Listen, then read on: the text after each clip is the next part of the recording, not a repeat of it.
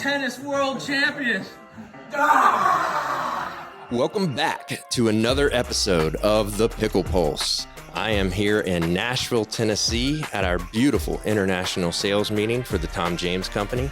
And I am lucky enough to get to work with, for the past 23 years, because that's how long I've been here. And Steve's been with Tom James for 30 years. 40 next month. Yeah. Oh, geez, see, I'm already messing it up. 40 years. Steve Rose. Steve is a senior pro out of Boca Raton.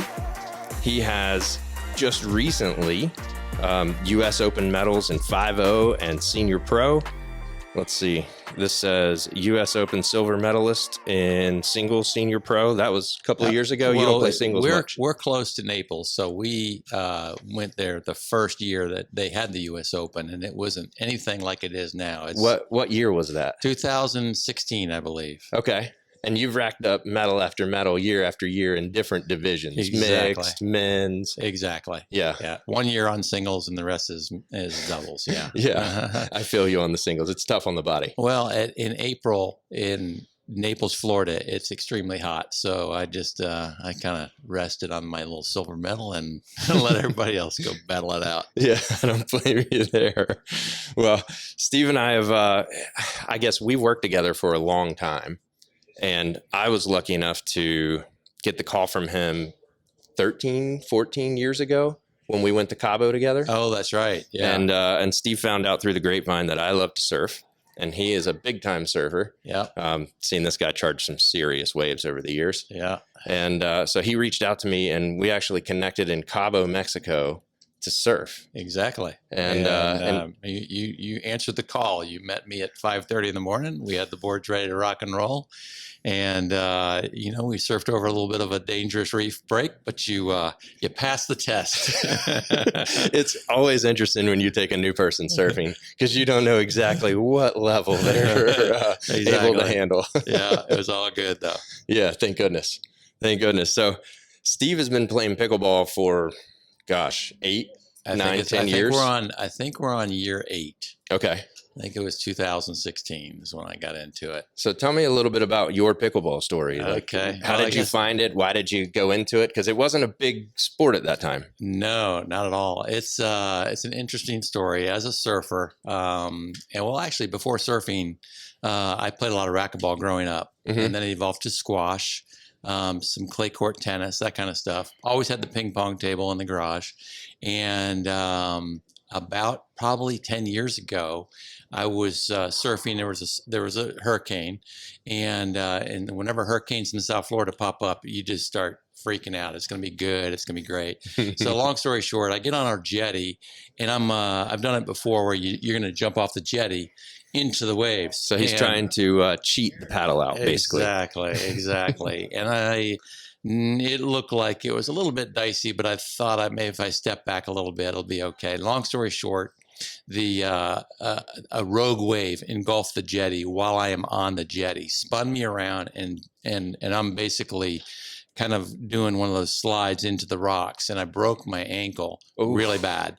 And so carried off the jetty, year 1, surgery, and then it didn't take either. My Achilles was not activated, so I had a real problem, with basically standing on a surfboard or running or whatever.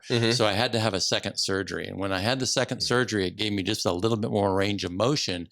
So now I could, walk normally. And it was a process. So then as I'm lamenting the fact that I don't have any racquetball, I don't have any tennis, it's just a little too much running for where I was at physically. It's a Friday night, and I look at this ad about this pickleball at Friday night at this, indoor facility. Had you heard of pickleball at that point? Not or was that really. I just saw pickleball. I'm like, what is pickleball? And so it's in Delray Beach, and I'm like, all right, I'll give it a shot. So I go down there, and kind of a rough part of town.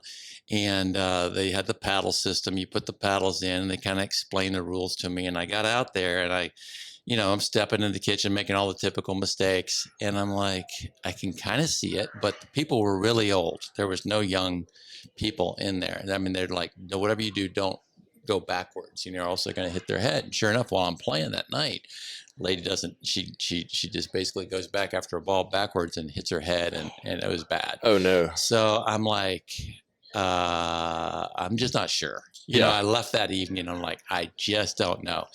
They thought I was pretty good.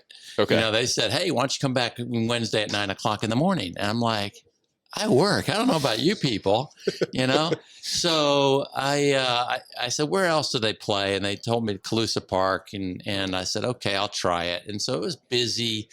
And I would wait around for like an hour and a half to play with the better players and, you know, just try to be nice and work my way in. And so I started to like the sport a little bit more, but I didn't like the waiting and all that kind of stuff. And so coming from the racquetball, coming from the squash, coming from, you know, South Florida, where basically I've lived there for many, many years, I found another place, Pompano Park, and it was quiet. You know, I could invite people and I could do my thing. So before you even get there, when you're showing up to this first place that you got invited to, were there 50 people there playing? It was a converted hockey rink that had 6 courts, paddle system. You put them in. Didn't know a lot of people, so you just try to wiggle your way to at least a better game versus playing with, you know, a total newbie.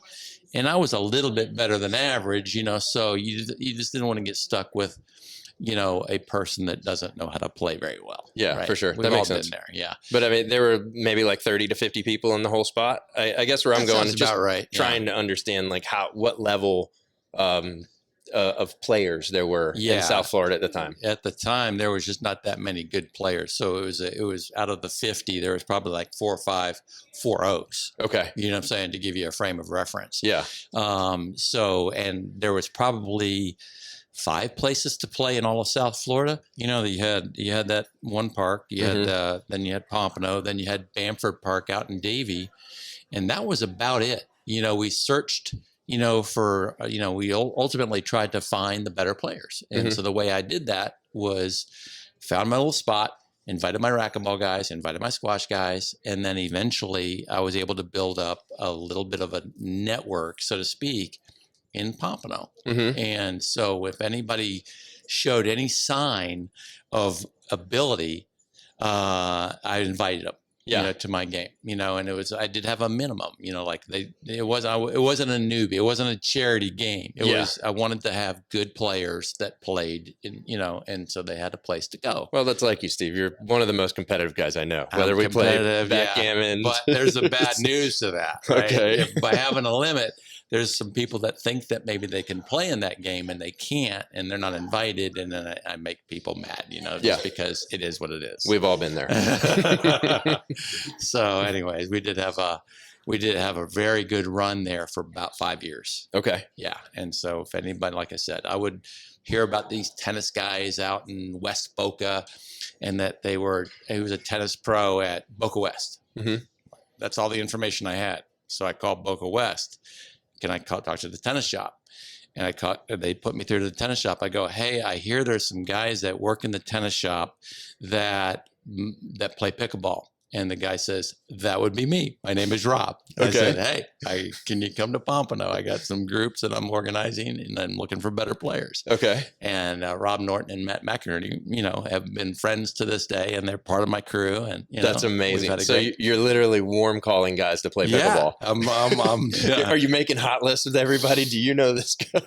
And because we got Delray Tennis Center, and I'll go to Delray and I'll see somebody that's good, and I'll go, okay, hey, you want to come to Pompano? Because Delray's busy, you know, and same scenario as Calusa, you know, you can wiggle your, you know, way to a good game, but it might take a bit. But when you have 8 to 10 good players of similar ability level, it's exactly what can make you a better player. For sure. So that's what I tried to do.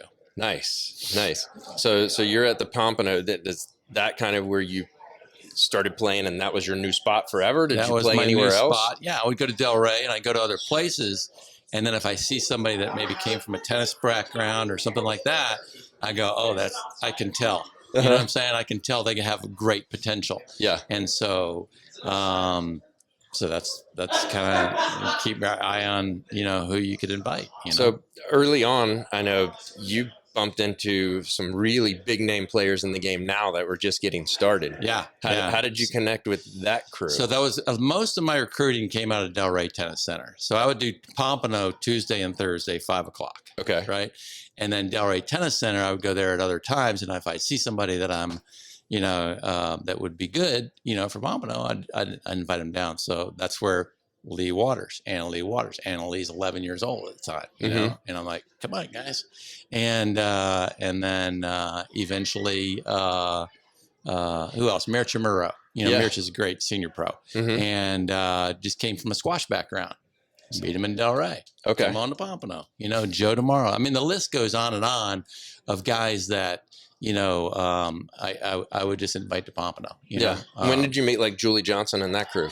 Julie, those guys came over from they were Midwest, then they went to Fort Myers, and then the same thing. They show up in Delray. Okay. And everybody kind of finds out that Delray is.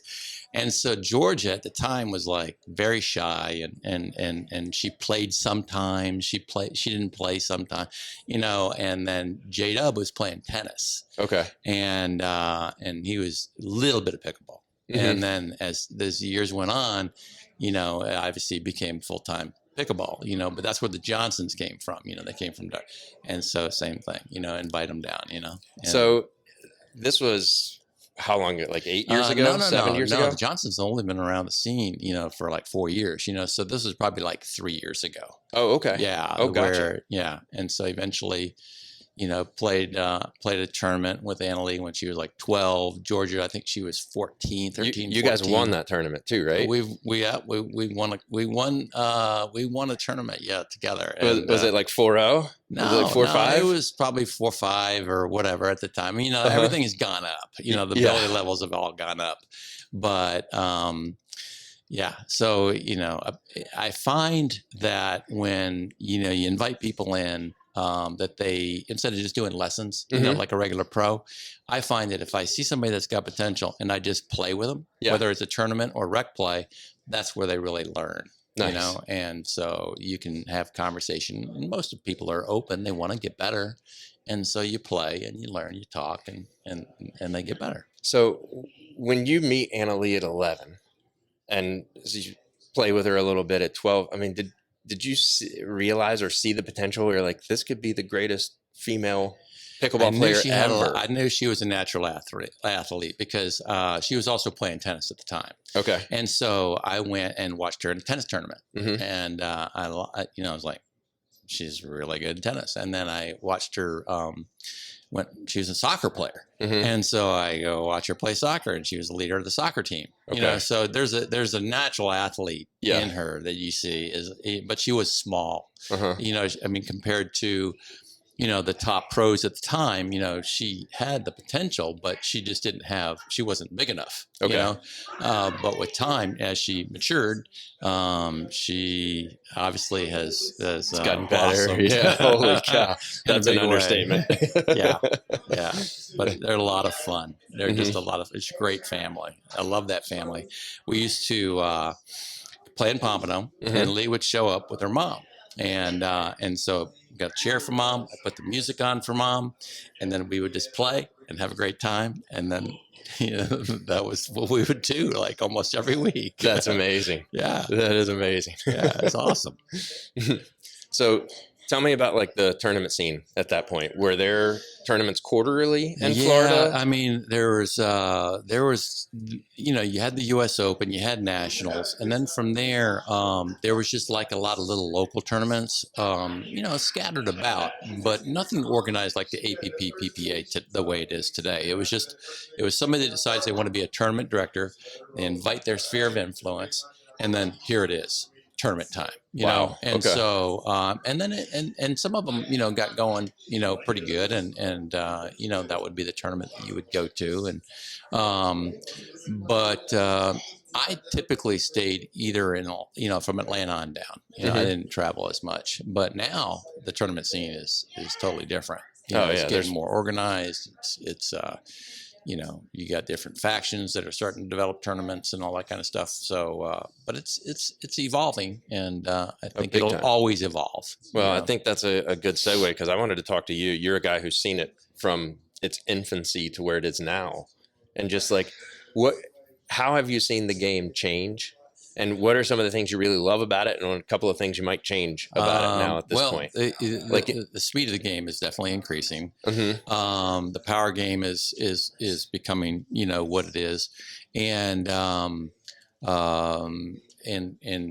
more of a softie. I mean, I tend to be more strategic and kind of like try to outsmart opponents versus the power game. You're very like Tyler Lung. You have a lot of slice backhand dinks, a lot of slice drops. Yeah.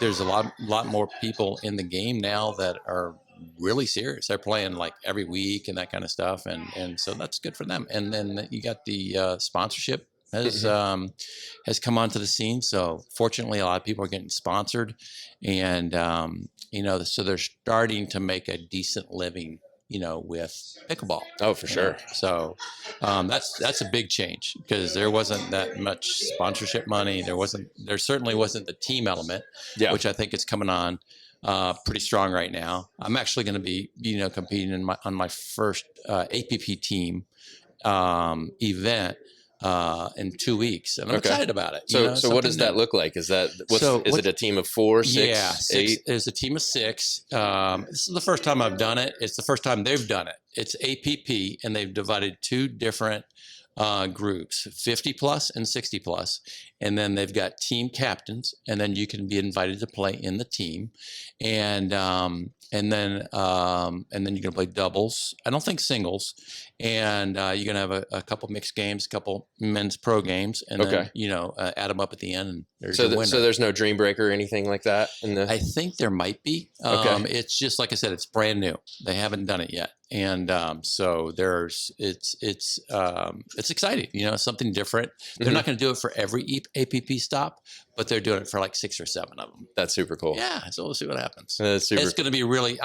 They're already talking about having a team dinner and all that kind of stuff. So I think it's going to be a lot of fun in terms of building camaraderie and meeting some other people. Well, I'm glad to hear that they're at least considering the dream breaker, because I think in the team format, when everything's all tied up, it's like the most exciting way to finish a match. Exactly. And you're only having to play 3 or 4 points. I get it, senior pro. Yeah. But I mean, 3 or 4 points, put it all on the line. Yeah. I think it's going to be super fun. So I'm really looking forward to it. I like it, man. Well, you've been a pickleball ambassador, and I Googled you.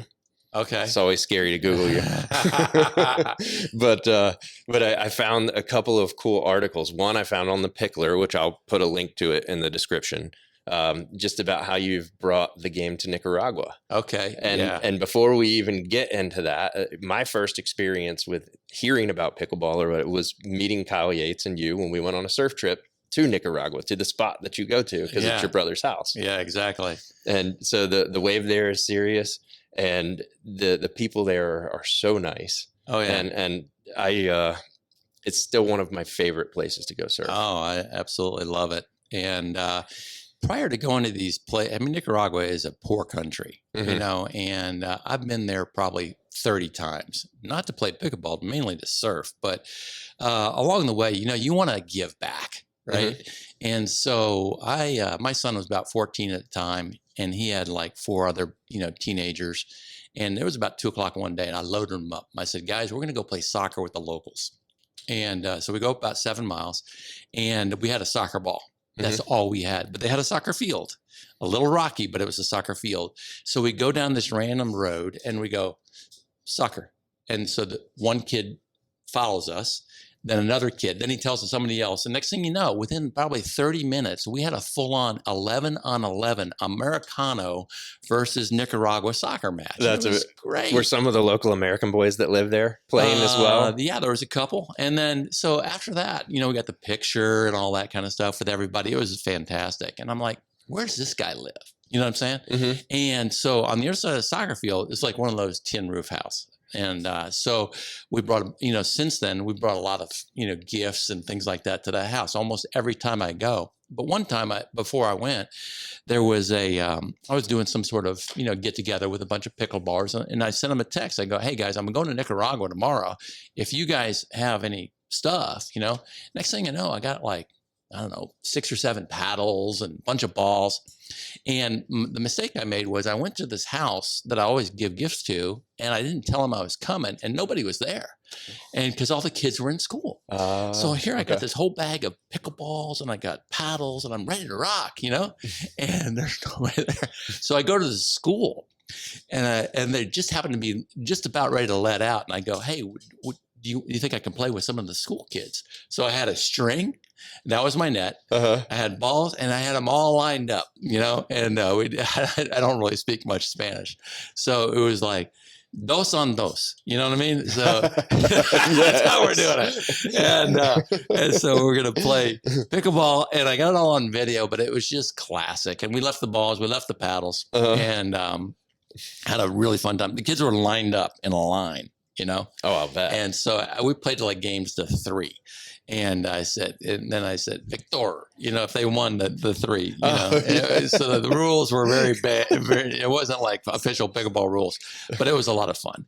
And so since then, you know, I bring paddles down there and you know, just, you know, promote the game the way everybody else seems to do, you know. And I read in the article that a lot of times they bring the gear out and they're ready to play when you come back the next year. Oh, absolutely, yeah. And it's just an awesome experience, yeah. So, well, and I remember when we went down there, we went fishing one time. Gosh, I can't remember the guy's name with long hair. He charges. He's so good. He lives near meat grinders. On the resort. Okay, Kelly, yes. Okay. So Kelly brings us to this Nicaraguan fishing town. Yeah. And we're standing on the side of the road. All the people there are looking at us like, what are these gringos doing here? And I mean, like, he leaves and he's like, I got to go get my fisherman buddy. And he comes back like 15 minutes later. Fortunately, we still had all our money. We're good to go. But then he proceeded to send us out with one of the local fishermen. It was the best fishing trip I had ever been on. I mean, we had yellowfin tuna, we had pompanos, we caught a couple of like king mackerel. It was like one fish after another. These local fisher guys knew where the fish were. Yeah. They put us on it, and it was so much fun. And we're in like a 25-foot panga. Yeah. And if you don't know what that is, it's a long, skinny boat with no top and no seats. Yeah. I mean, it's a fish-rich, surf-rich environment down there for sure. Yeah. Definitely love Nicaragua. I started watching pickleball and getting really geeky with it probably in 2021 after playing for about a year and getting serious. And I remember that on the live streams, you could watch the top senior pros play. And I thought it was so cool because it's top quality pickleball. Yeah, absolutely. And then all of a sudden in 2023, it disappears. Yeah. And I didn't know anything about it. And the funny thing is, bad on me, but I didn't question anything about it either until I started realizing, wait a sec, I never get to see the Badger. I never get to see Dane. I never get to see Murcha, these top senior pro guys anymore. Where did they go? Yeah. So what do you know about like the insides of the senior pros? And well, there's obviously an evolution that's happening with pickleball and the live streams, that kind of stuff, right? But generally speaking, the PPA, was they put a lot of money into their younger pros, right? So they put an emphasis, on the live streams for the younger pros, whereas the APP, Ken Herman, tends to put a little bit more focus, on the younger pros, but also on the senior pros. When we show up at an APP tournament, Ken Herman, it rolls out the red carpet. I mean, we have a private, so it's kind of mixed with the younger pros and the senior pros, where, for example, you have a hospitality tent, right? Hot food, hot lunch, all that kind. I mean, you are welcome, and then the live streams, I think you're going to see in 2024 to be more prevalent at the APPs and also at the team events. Yeah. Well, APP made me very mad in that they barely live streamed anything last year. Yeah. And so hopefully that'll change coming in 2024. It seems like he's really getting aligned with the whole team thing. And he's had to adjust his business model, right? Because a lot of the APP guys have gone to the PPA or gone to the team events and that kind of stuff. So there's a lot of moving parts, that are happening right now. But I think you'll see more senior pros being featured on live streams in 2024. That's just me. Good. Well, I hope so. Yeah. And it seems like listening to the players talk about the different leagues is that the APP really is they've played like Sweden in that they've been very neutral through the wars. Yeah. And now they're coming out ahead a lot, and that a lot of players are like they really look after their players. Yeah. And the amateur experience is so much better at their tournaments. Yeah. I mean, we're used to people in our company that are very others minded. And Ken Herman is that guy. When you'll see him go around with sweet tea, and he's got a tray of sweet tea, and he's just going around to the tournament and giving people sweet tea when he's got his apron on, the whole thing. I mean, he's just others mind. He's that kind of guy. So that's why I'm very optimistic about the APP in the future, and because Ken Herman and Dana Joseph and some of the people that work with him are just really great people. Yeah. A lot of times it's hard to tie yourself to a tour or a product, but you can tie yourself to people and back people. And I agree with you. Yeah. Because they're really what's going to make it. Exactly. And I also love that he does the next gen stuff for the really younger kids. Yeah. Seems like he's really encompassing a lot of things. And we'll see if we even have what does the PPA tour look like at this point? No one's It's all talked about it. up in the air. I mean, who's going to be playing? And is MLP, is Ben Johns and Anna Lee going to show up for MLP? Yeah, it'll be very interesting to watch, because there's so much moving parts. They basically went ahead and offered a bunch of the pros a large amount of money and realized they can't offer that much money after all the contracts were signed and things like that. So now they've had to go back and redo that, and it's a very interesting. I'm not the person to really comment on it because there's so much behind the scenes that has not been announced. But the reality is just a lot of moving parts. Yeah. No, I agree. And it's kind of the hot mess express. Yeah. So let's see where it ends. See what happens. But I think PPA, I think tournaments are rolling. I think you're going to see, I think I was just talking to one of our partners here, Hank Lee. He's friends with Jack Sock, and Jack Sock's going to play the tournament. Coming up. He's playing with Colin Schick. I'm looking forward to that. Yeah. Okay. Yeah. So you're going to see, some of the top tennis guys, step over the line, so to speak. And I think that's going to make it really interesting. Yeah. The level of athlete that's deciding to come and play pro pickleball is definitely getting greater and greater. Yeah. And that's very cool. Yeah. So another thing that you've been doing for past 2 years, maybe longer than that I know of, because I've actually got to experience, is you do pickleball vacations. Yeah. And you do it with big name guys. I really like it. I mean, the one that I went on was with Kyle Yates to Costa Rica. Yeah. We surf every morning as the sun comes up. We play pickleball from 9 o'clock to noon. We feast, and then if you want to play pickleball or surf again in the afternoon, it's there for you. Yeah. It was so much fun. It's amazing, and so the model is pretty straightforward. You find a place. In this case, it's Hacienda Pinilla. It's in this beautiful country of Costa Rica. We've got the local guy, Monty. Monty is the man. Monty's the man. He'll be a future guest on the pod as well. Oh, great. Yep, already talked with him. Monty has got, the local contacts. He's got the private chef. He's the guy that makes sure it's quality. And so we have the houses. We have the golf carts that are, take you to the mile to the courts. The electric bikes. It's super cool. And the houses are legit. So big fan of Pura Vida Pickleball Vacations. I know they advertise at the Pickleballers indoor facility that that I play at. Yeah. I mean, it's all first class. Yeah, it really is. And so our next trip is April 7th through 13th. It's the week before the U.S. Open. Okay. And so Brian Ashworth, Kyle, and I will be the 3 pros. Nice. And we'll have 2 homes. And we have 4 spots left. So if anybody's listening and they want to go to Costa Rica and get some great pickleball instruction, you can certainly count on the fact that it would be a very good time, whether it's a beginner or all the way to, I have one of my senior pro buddies is going with his wife. So we read the room as a teaching team, so to speak. And everybody shows up, and then we go, okay, we got 3 beginners over here, we got intermediate here, and we got the advanced guys over here. Let's go ahead and make sure that everybody gets what they're looking for. Yeah. And the cool thing, I'm not promising this, but you just never know who's going to be on your pickleball vacation, because I absolutely lucked into it, and that I show up and it is a stud crew of guys. And I've got a couple of funny stories about it. But so number one, we show up and with a guy named Matt, who plays senior pro with you. Exactly. He doesn't look like a senior at all, and he doesn't move like it. Super fast, really good. We had Heisman Trophy winner Danny Warfel on that trip, and his wife. We had Brian Levine of Duper. And his wife.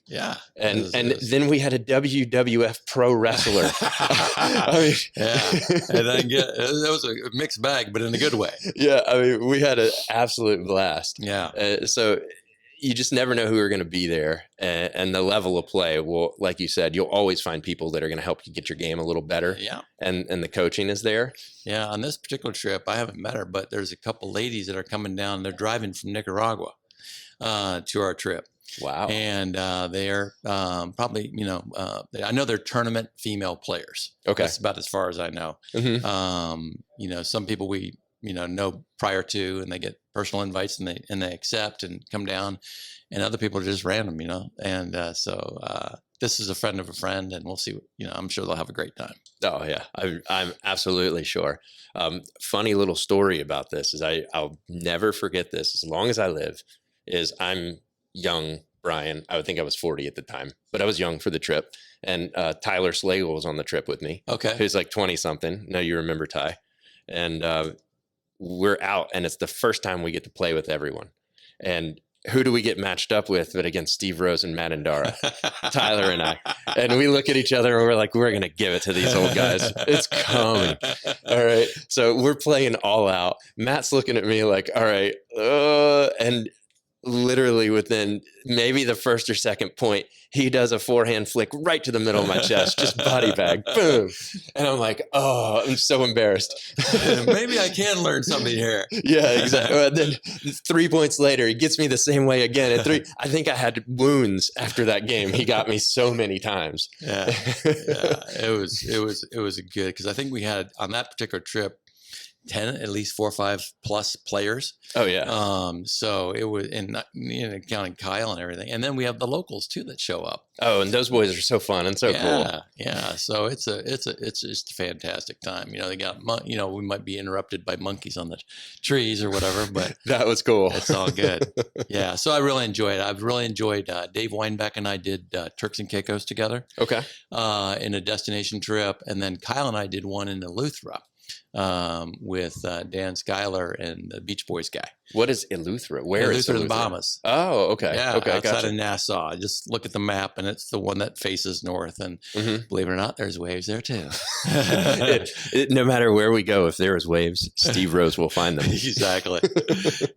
So I don't know what the future holds in terms of more pickleball destination trips, but we got a pretty good lineup right now, and we'll see what happens. Yeah, and if you are interested and you want to go on this, it's Costa Rica, you said again? The one coming up? Kyle's formed his own vacation company. It's called Playcations. Okay. And so he's actually going to be there for 2 weeks, and then we roll to the U.S. Open after that. But I think he's got some other trips within his placations, agenda for the year too. So if Costa Rica doesn't work out for you, you can check it out and see what else might tempt you. I think Greece is on the list. Okay. So Yeah. is it placations.com? Do you know if that's his? I can give figure it a out, try. and I'll put a link in the description. But also, if you want to be super lazy, you can just comment, and then I'll connect you with the right people as well. Perfect. Thank you. Make it super easy. Yeah. One of the things that I enjoy doing is, always helping other people. And, but at the same time, there's certain etiquette,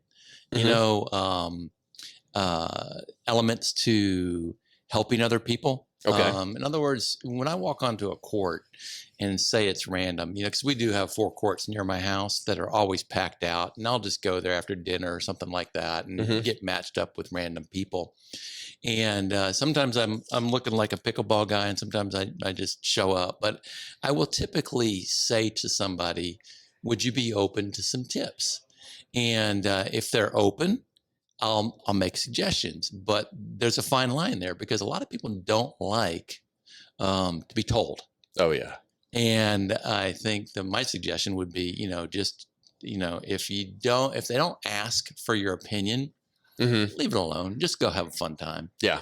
For sure. And then, well, the funny thing is we've put categories on different people, like in previous pods, where there are 3 different types of players. There's the super serious tournament player. They're drilling all the time. They're trying to get better. They're not going to play rec games with people that are less than.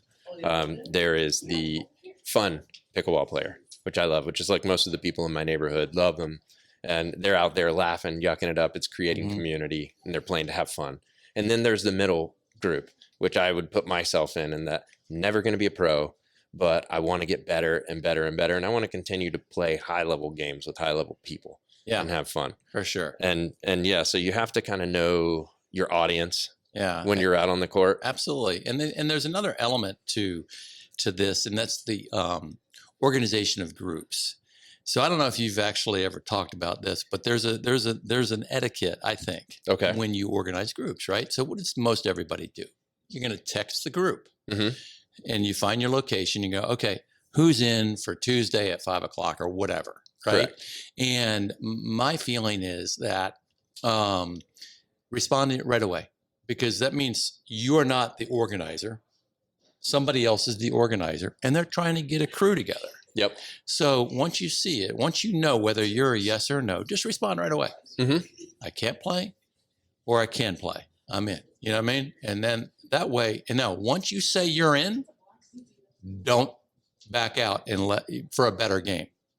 Back out. It's okay to back out if somebody gets in a car wreck or whatever, but I think it's improper etiquette to back out for a better game. So I recently, in like the past week and a half, have had that situation, and I'm not going to name the guy, but if he's watching, he knows who he is. And I'm not quite sure what happened, but there was no text. It was like, I'm showing up. And then 3 of us get there, and the 4th doesn't show. Yeah. And so we have to play skinny singles on one side for a couple hours, and it kind of sucked the fun out of the afternoon. Yeah, it's no bueno because it's a numbers game. Yeah. 4 is fine. It's a little risky because if it's a Saturday morning and, you got to understand, it takes 4, and so if you got to back out, you got to back out, give people plenty of time to replace you. 5's good, 6, depending on how many courts you got. 7's terrible. 8's okay. If you're confident in your 8. Yeah. Well, I think the even better etiquette, and it's like, go to the next level. If if you've committed to something and like last minute something's okay, things happen in life, but like you reach out to a handful of people and find a suitable sub. Yeah. I think is the right thing to do there. Yeah. But then, that's just kind of what happens in the world of pickleball. I just felt like it was worth bringing up just because, people don't maybe realize what should I do now? Well, no, just honor your word. Yeah. That's what you should do. That's exactly right. You're only as good as your word. Yeah. Period. When you be careful with your I'm in. Because once you say you're in, and don't back out. I like it. So what are your goals for 2024? What is coming for the next year, and kind of where do you see yourself? I think, I'm in some good, you look at the events. I try to match up the events with my partners, and I got some really good partners coming up, and I'm playing a senior pro or two. The super seniors is what they call, or the masters actually is the new name for super senior, a 60 plus APP. Got some real good partners coming up for that. And then, the US Open, is as far as I have it planned. Okay. And the US Open is in April of next year. And so I've got some good partners for that. Yeah. So I'm anxious to, at the very least, medal, in the events that I compete in, and then hopefully get some gold medals out there, but to me, it's not life or death. I love doing it. I love the camaraderie. I love the competition. If I win, it's great, but I'm not like, I have a career, Yeah. We're still good. Yeah. Yeah. The funny thing is the US Open, the atmosphere there is just so, I haven't been yet, but I hear it's so electric. Yeah. And the venue is awesome. Yeah, it is. And January 10th is when when you can sign up for it. So hopefully you can get in. It's a lottery system, so, I've been fortunate to be a VIP for the last 3 or 4 years. So you can sign up in advance. Yeah. And on the pro matches, you get to see Steve sitting at the table in the background. Exactly. You get the food. It's really a very good deal. But the facility itself is amazing. The courts, you can watch your friends and your family members from almost any court. So it's just a great venue. Nice. And the vibe is great. The people are great. It's very well run. Yeah. Well, definitely hoping to be down there on January 10th. I'll be logging in and see if I can get in. Sounds good. It'd be super fun. Well, I appreciate you guys sticking with us through this, and I hope you enjoyed all the fun tidbits that we got. You've got an absolute legend in Steve Rose, not only in pickleball, but in life. Well, thank you. Outstanding. I apprate it. Top notch. It only took me 5 years to get this guy to play pickleball, and then now he's all hooked like a beyond hooked. But if you like what you've been watching, please please subscribe, hit the bell notifications so you know when new stuff comes out. And I look forward to seeing you on the court. Great. Have a great day.